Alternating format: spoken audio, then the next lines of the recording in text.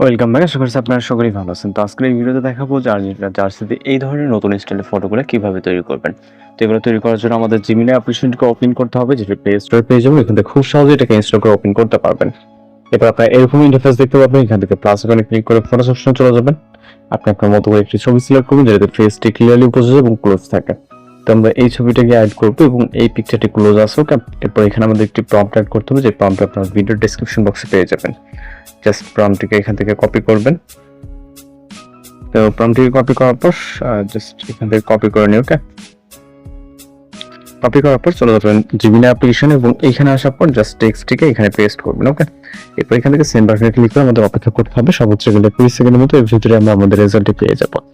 আর যারা চ্যানেল নতুন আছেন অবশ্যই চ্যানেলটিকে সাবস্ক্রাইব করবেন। এছাড়া আপনাদের রিকোয়েস্টেড কমেন্টস সেটাও জানাতে পারেন। তো এখানে মূলত একটি ফটো জেনারেট হতে সর্বোচ্চ গেলে 20 সেকেন্ডের মতো সময় লাগতে পারে।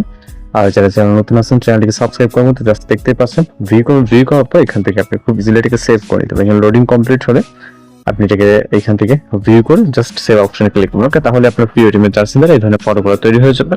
আর কোথাও সমস্যা মনে হলে অবশ্যই জানাতে পারেন। তো দেখা হচ্ছে নতুন কোনো ভিডিওর সাথে। ভালো থাকবেন, সুস্থ থাকবেন।